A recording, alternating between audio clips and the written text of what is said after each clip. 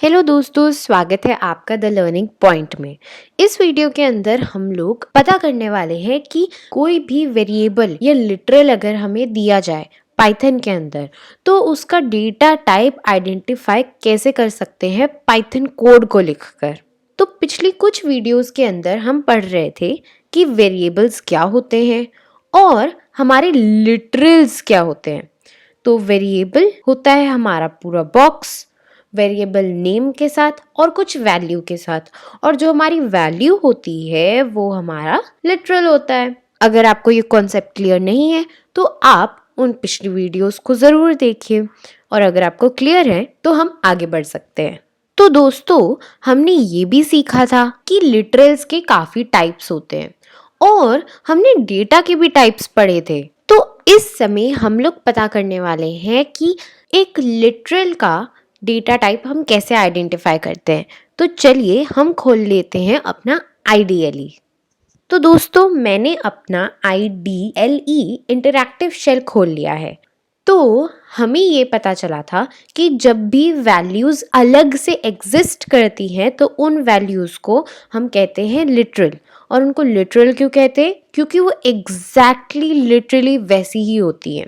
तो जैसे 5 हमने दबा के एंटर किया तो हमारे आउटपुट में क्या आया? 5 आया। 5 ही क्यों आया? क्योंकि वैल्यू लिटरली 5 के ही इक्वल है।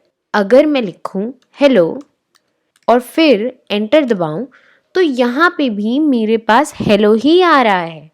तो ये हमारा एक और लिटरल हुआ। अब ये 5 और हेलो के बीच में क्या डिफरेंस है कि हमारा 5 न्यूमेरिक लिटरल है क्योंकि 5 एक इंटीजर है, और हेलो हमारा स्ट्रिंग लिटरल है क्योंकि ये एक सीक्वेंस ऑफ कैरेक्टर्स है, सीक्वेंस ऑफ लेटर्स है ये हमारा। तो इसलिए ये हमारा स्ट्रिंग लिटरल हुआ। ध्यान रखिएगा दोस्तों, स्ट्रिंग्स के अंदर हमेशा एक चीज़ बहुत कॉमन होती है। स्ट्रिंग्स हमेशा या तो 2 कोट्स के बीच में होते हैं या सिंगल कोट्स के बीच में होते हैं। ये अगर मैंने GHG लिखा तो ये भी एक स्ट्रिंग ही है। अब ये चीज़ तो हम लोग ऐसे करके पता लगा पा रहे हैं, पर अगर हम चाहें कि पाइथन हमें पता करके दे कि कौन सा लिटरल कौन से टाइप का है तो वो हमें कैसे पता चलेगा? तो इसके लिए हम एक फंक्शन यूज़ करते हैं। जैसे हमारा एक प्रिंट फंक्शन था तो हम लिखते थे प्रिंट और हम 2 ब्रैकेट्स लगाते थे, और जो भी हम इस ब्रैकेट के बीच में लिखते थे वो प्रिंट हो जाता था, है ना? वैसे ही हमारे पास एक फंक्शन होता है टाइप। अब अगर हम इस टाइप फंक्शन के ब्रैकेट्स के बीच में हम लिखें अपने लिटरल को तो वो बता देगा कि हमारी लिटरल का टाइप क्या है। तो अगर मैं लिखूंगी हेलो और यहाँ पे मैंने अपने डबल कोट्स बंद किए और अब मैं एंटर प्रेस करूंगी तो यहाँ पे लिखा आया क्लास STR। दोस्तों, अगर आपको वो टेबल याद हो तो यहाँ पे हम देख सकते हैं कि स्ट्रिंग का रिप्रेजेंटेशन कैसे हो रहा है? STR से। तो इसका साफ साफ मतलब ये हुआ कि STR का मतलब हुआ स्ट्रिंग। ऐसे ही अगर मैं लिखूं टाइप 100 तो ये हमारा क्लास आया इंट। क्यों? क्योंकि इंटीजर को हम इंट से रिप्रेजेंट करते हैं। ऐसे ही जब हम इन अलग अलग डेटा टाइप्स के लिटरल्स को टाइप और ब्रैकेट्स के बीच में रखेंगे तो फिर हमें ये सारी चीज़ें नज़र आएंगी। अगर मैं लिखूं टाइप और यहाँ पे मैं एक लिस्ट बना दूं, हमारी लिस्ट हमेशा स्क्वायर ब्रैकेट से ओपन होती है और स्क्वायर ब्रैकेट से ही क्लोज हो जाती है। तो ये हमारी लिस्ट हुई और यहाँ पे हमारे टाइप फंक्शन के ब्रैकेट्स, और यहाँ पे मैं एंटर प्रेस कर देती हूँ। तो देखिए क्या आया? Class list. क्लास के बारे में हम आगे आने वाली वीडियोस के अंदर पढ़ेंगे। फिलहाल ये जानना ज़रूरी है कि यहाँ पे हमें क्या उसका टाइप पता चल पा रहा है? तो जी हाँ, हमें किसी भी लिटरल का टाइप पता चल पा रहा है। ऐसे ही अगर मैं लिखूं टाइप ट्रू तो ये हमारा बूल हुआ, मतलब ये हुआ हमारा बूलियन, क्योंकि इस टेबल के अंदर भी हमने बूल से रिप्रेजेंट कर रखा है बूलियन को। आप चाहें तो इस टेबल को अपने नोट्स के अंदर या किसी ऐसे पेज के ऊपर इसको लिख सकते हैं जहां आप इसको बार बार खोल के देख सकें। दोस्तों, एक इंटरेस्टिंग चीज़, अगर मैं यही सेम लाइन जो मैंने इधर लिख रखी है ट्रू की, वो मैं इधर लिखूं पर एक छोटा सा चेंज, यहाँ पे मैं ट्रू के आगे और पीछे कोट्स लगा दूं। तो दोस्तों आप जल्दी से कमेंट करके बताइए कि यहाँ पे हमारा क्लास के बाद क्या आएगा। तो अगर आपने गेस कर लिया है, कमेंट सेक्शन के अंदर लिख लिया है, तो मैं आपको बता देती हूँ कि इसका आंसर आएगा स्ट्रिंग। क्यों?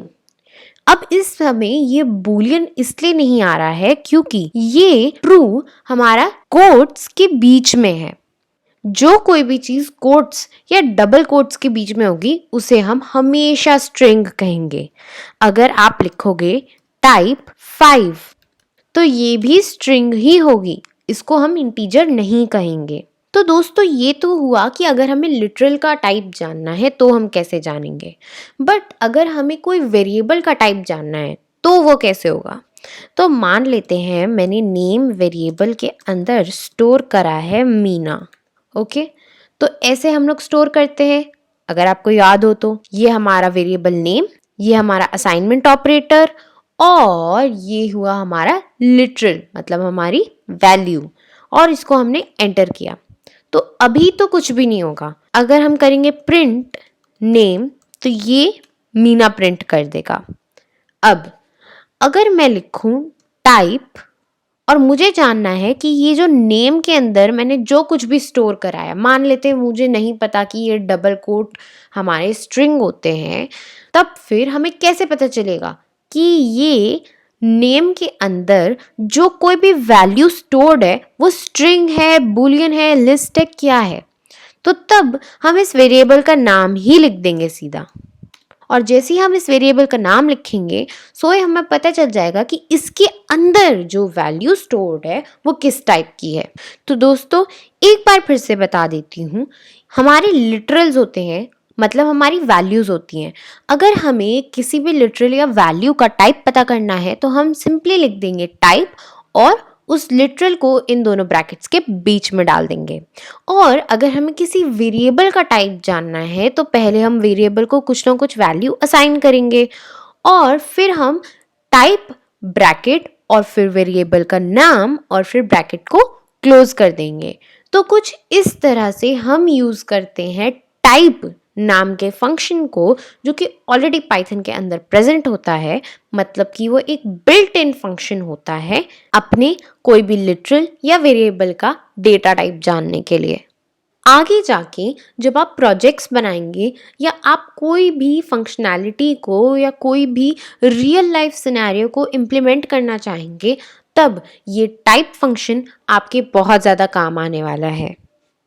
तो दोस्तों इस वीडियो के लिए बस इतना ही। अगली वीडियो के अंदर हम लोग जानेंगे कि अलग अलग ऑपरेटर्स क्या होते हैं।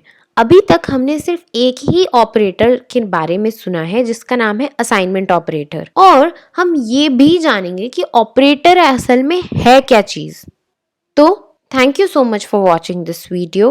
Like, share and subscribe to the Learning Point, and I will see you in the next video. Bye bye.